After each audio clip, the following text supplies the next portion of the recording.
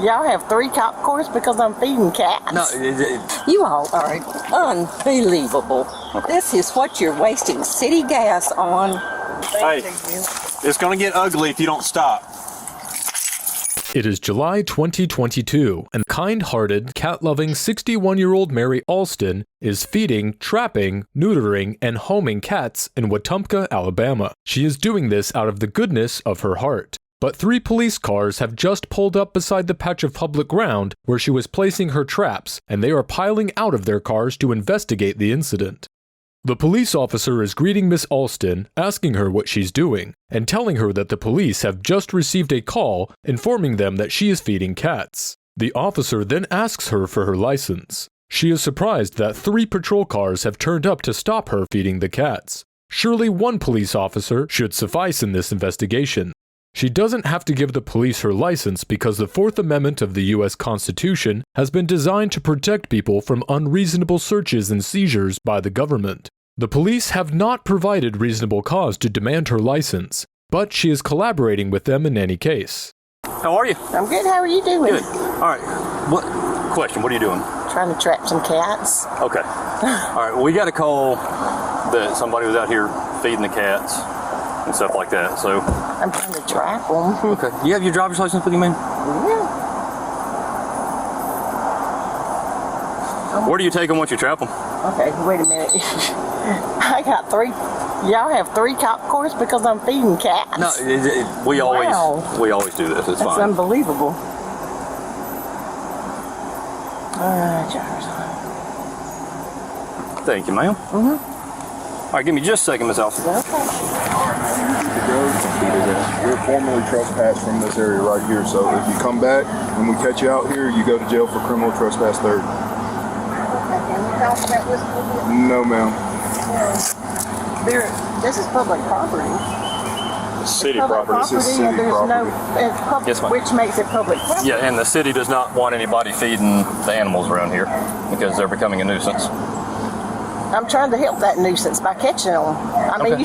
they should be thanking me. I've got a trap set right there trying to help catch them and get them out of here. We have an animal control officer that's certified for that. I know that, and Terrence knows that I try to help him catch them. Okay. We're telling you no. Okay, the trespass stands. Just don't be around here trapping them anymore, okay? The First Amendment of the U.S. Constitution guarantees her right to freedom of expression from government interference, including her freedom to feed cats.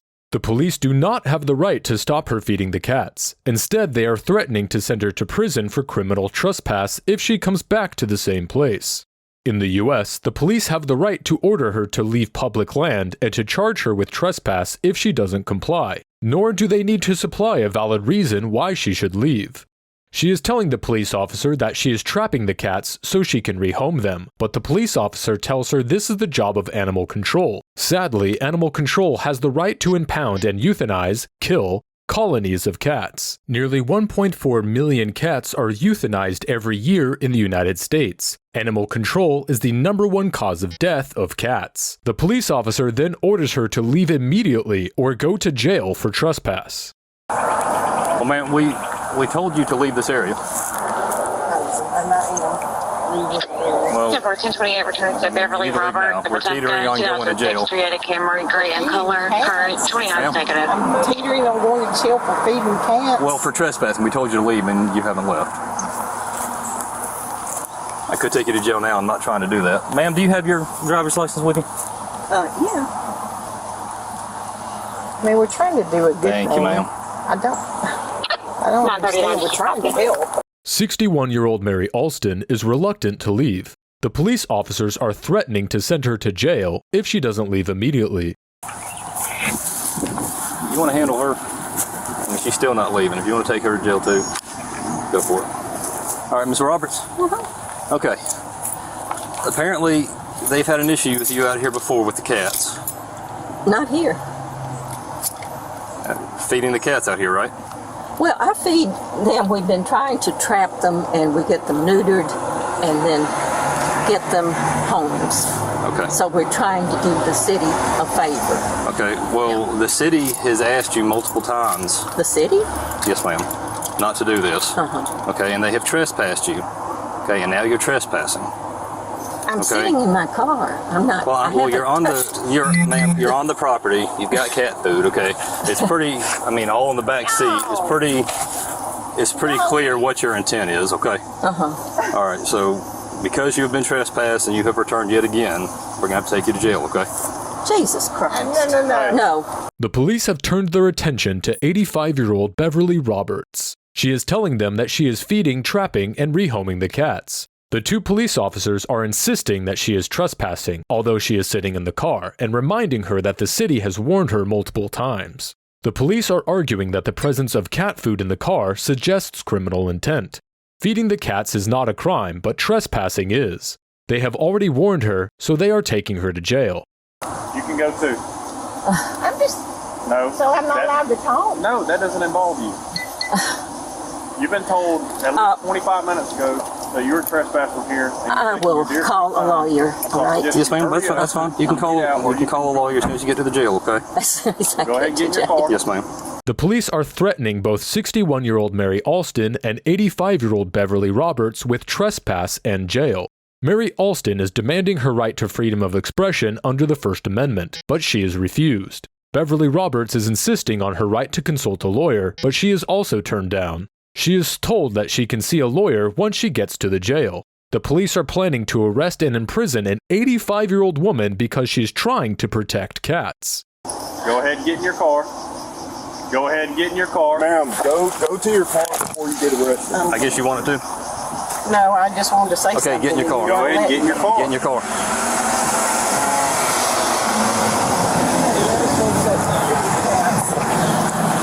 All right, Miss Roberts, we're gonna have to get you to step out, okay? I'd be trespassing if I did. Well, ma'am, you're already trespassing. Shit. You all are unbelievable. This is what you're wasting city gas on. Okay. Jesus Christ. Here, step up here for me. Okay. Now, wait a minute. I'm not going to listen to me. Listen. Hold on. Where are you going? I'm going to give her my car keys so she can get my car to my house. Here, give it to that officer right there. He'll hand them to her. want to say one thing Hey. to you. It's going to get ugly if you don't stop. The U.S. Supreme Court has ruled that officers may only use force that is objectively reasonable to effectively gain control of an incident while protecting the safety of the officer and others. There is no evidence that strong physical force is necessary in this case. The U.S. Department of Justice has also stated that officers will be trained in de-escalation tactics and techniques designed to gain voluntary compliance from a subject before using force. The Alabama police would rather use brute force. Can I please say one thing? Okay. Now you just got another charge. Can I say one thing? Get out. Get out. I'm tired. Get out. Get out. Help him. I got hurt real bad. Can I get my car off No, the ma'am. road? You just threw those keys at an officer. You're not getting anything. Ma'am, stop. Come on now. You're 84-year-old. You are way too old to be acting like this. Come on now. Acting like a child. Listen, I want my purse. I want my purse, my identification. You can't take me without my purse.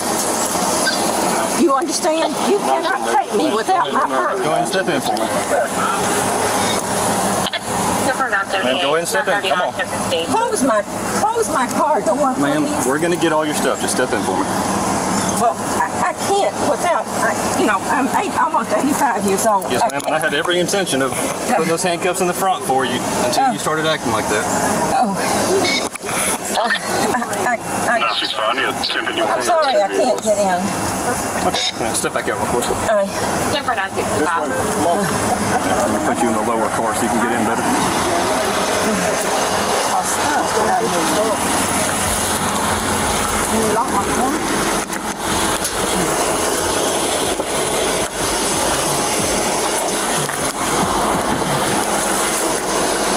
Jeez. Easy.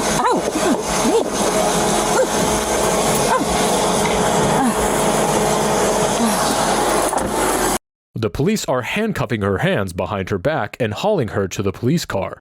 The Alabama police are clearly violating the ruling of the U.S. Supreme Court. These officers are not using reasonable force to detain her, nor are they protecting their own safety. They are brutalizing an 84-year-old woman that is desperately trying to save the local cats from being terrorized and euthanized. They don't even permit her to collect and safeguard her purse and her ID.